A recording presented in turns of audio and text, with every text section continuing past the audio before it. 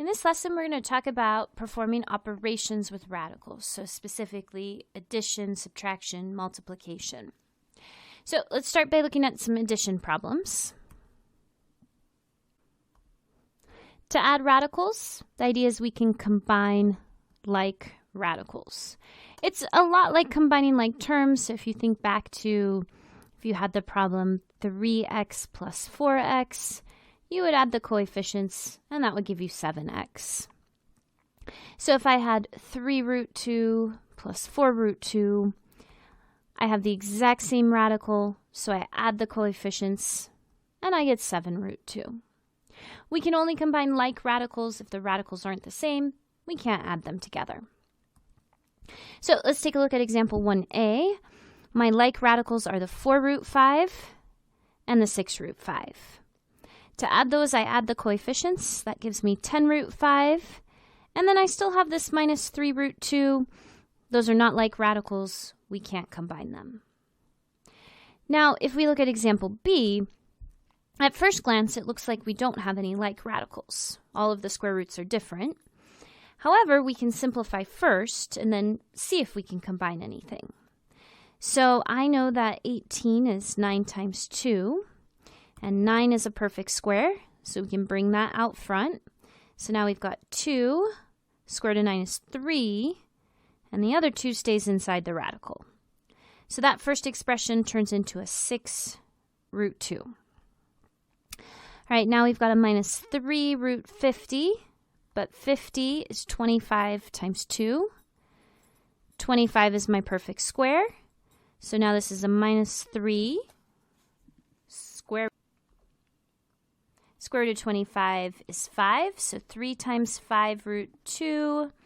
3 times 5 is 15, so 15 root 2. And then finally, that last term, square root of 27. 27 is 9 times 3. 9 is a perfect square. That comes out front, so I've got 3 root 3. So the last term is a plus 3 root 3. Now that these are simplified, I can see the first two are like radicals. 6 minus 15 is negative 9. So final answer, negative 9 root 2 plus 3 root 3. And we can't go any further with that. They're not like radicals. So one more like this. I'm going to simplify first. So let's see, we've got 3 root 5 minus root 5. The only one I can simplify is the root 45. 45 is 9 times 5. 9 is my perfect square. So this is 3 root 5 minus root 5 plus another 3 root 5. These are all like radicals. I'm going to add the coefficients. 3 minus 1 is 2. 2 plus 3 is 5. And so my final answer would be 5 root 5. So for adding and subtracting, we can only add radicals that are the same. We can only combine like radicals. However, for multiplication, it doesn't matter if the radicals are the same. Earlier, I had briefly mentioned square root of a times square root of b is square root of a times b. We were using that fact to do our simplification. And so to multiply radicals, we can take advantage of this fact and really just multiply the numbers, the things inside the radicals, together. So square root of 5x to the third times square root of 10x, we can just multiply those two expressions together, and that gives me square root of 50x to the fourth. Now, we do have to simplify if possible. I know that 50 is 25 times 2, and x to the fourth, well, that has an even exponent, so x to the fourth is a perfect square. And of course, 25 is a perfect square. So root 25 is 5. Square root of x to the fourth is x squared. And then I have a 2 left in that radical. This idea holds whether we're working with square roots or cube roots or fourth roots. So if I want to find this product, I multiply the things inside the radicals together. 3 times 8 is 54. 8 to the fourth times 8 to the 1 is 8 to the fifth. And b squared times b to the fifth is b to the seventh. I added the exponents. So now to simplify, this is a cube root, so I'm looking for perfect cubes. 54 is 27 times 2. I'm going to write the a to the 5th as an a to the 3rd times a squared, and my b to the 7th as a b to the 6th times b to the 1. So perfect cubes are 27, a to the 3rd, b to the 6th. That comes outside of the radical and it turns into a 3ab squared. I took those exponents and divided them by 3. And then left in the radical would be a 2a squared and b. So to multiply radicals, we just multiply as we normally would. And then, of course, we have to simplify. So all of the properties of multiplication do apply for radicals as well. That means we can distribute. So if we take a look at example C, if I want to take 2 root 3 times a difference, I can distribute to each term. That means we have to take 2 root 3 times root 3 minus 2 root 3 times 4 root 6. So one term at a time. Root 3 times root 3 would be root 9. And the square root of 9 is 3. So that first term turns into a 6. 2 times 3 is 6. Or another way of thinking about it is notice that we're taking root 3 times itself. That means we're squaring the root 3. So that should turn into a 3. For the second term, we can multiply in any order. So I'm going to take the 2 times 4 first. That's 8. And then root 3 times root 6 would be root 18. This one we can simplify because 18 is 9 times 2. Our perfect square is the 9. That comes out front. So 8 times 3 root 2. So let's see, I'm left with a 6 minus 24 root 2. And I cannot go any further with this because they're not like radicals. I can't combine the 6 and the minus 24 because that 6 doesn't have a square root of 2 with it. So I said earlier, all our properties of multiplication still apply. That means we can distribute. We can also use FOIL if we want to multiply two things with two terms. And so that's exactly how I'm going to do example D. I'm going to actually write out the FOIL because I think the problems with the radicals are a little bit harder to do in your head. So first two would be square root of 3 times square root of 3. That's square root of 9, or 3. Then my outer terms, root 3 times minus 5 root 5. So outer root 3 times minus 5 root 5. That's going to be a minus 5 root 15. Inner, 2 root 5 times root 3. That's 2 root 15. And finally, the last 2 root 5 times minus 5 root 5. That'll be a minus 10 root 25, or minus 10 times 5, or minus 50. So I'm using FOIL, and then finally I add all these terms together, combining the like terms or the like radicals. So I'll combine the 3 with the minus 50. That's a minus 47. And then minus 5 root 15 plus 2 root 15, that's a minus 3 root 15. So the FOIL process still works when you're dealing with radicals. We can use the FOIL process on example E as well. So first two terms would be root 7 times root 7. That's root 49, or just 7. My outer is root 7 times minus 2 root 5. That's minus 2 root 35. Inner, 2 root 5 times root 7. That's going to be a plus 2 root 35. And then last, 2 root 5 times minus 2 root 5. That's a minus 4 root 25. Or minus 4 times 5, or minus 20. To finish, we combine like terms, and this time the inner and the outer terms cancel each other out. They're equal but opposite. And so all I'm left with is 7 minus 20, which turns into a negative 13.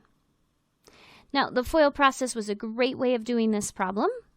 Although, if you had recognized that you're multiplying something of the form a plus b times a minus b, so the radicals are the same, it's just the sign in between them that's different, you could actually use that difference of squares formula to get the same answer.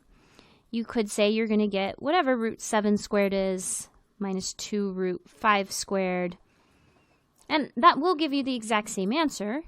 Root 7 squared is 7, 2 squared is 4, root 5 squared is 5, 7 minus 20 still gives you that negative 13. Let's do one more multiplication problem. Root 5 plus 2 squared, we are not allowed to distribute exponents when we have sums or differences. So again, a plus b squared does not equal a squared plus b squared. Instead, we learned earlier we have to use FOIL on this. And so I'm just going to write this out. We've got root 5 plus 2 times itself. And so this is, once again, another FOIL problem. First, root 5 times root 5, that's root 25, or 5. My outer would be 2 times root 5. My inner is 2 times root 5. And my last, 2 times 2 is 4. So if I add these together and combine like terms, 5 plus 4 is 9. And then 2 root 5 plus 2 root 5 is 4 root 5. So again, you can't distribute exponents when you have sums or differences, plus signs or minus signs. Instead, you actually have to write it out and use FOIL. So we've talked about addition, subtraction. That's where we combine like radicals. Multiplication, we have to remember to use FOIL. So finally, let's finish by talking about division. If we want to divide radicals, we can divide as we normally would and then simplify. So let me show you what I mean by that with an example. In example D, I'm actually going to take the 60 a to the 5th b and divide by that by 2a b to the 7th and see what I get. So I know 60 divided by 2 is 30. I can cancel an a out of the top and the bottom. So now I've got an a to the 4th. And I'm going to cancel a b out of the top and the bottom. Now I have a b to the 6th.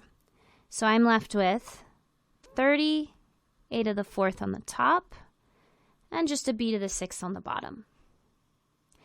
Now that I've done the division, I'm going to simplify if I can. I know that a to the 4th and b to the 6th are perfect squares. And let's see if we can factor the 30. I cannot divide 30 by 4. I can't divide it by 9 or 16 or 25. So there's actually no factoring I can do with that 30. So instead, I'm just going to pull my perfect squares out front. Square root of a to the 4th is a squared. Square root of b to the 6th is b to the 3rd. And I'm left with a 30 inside that radical.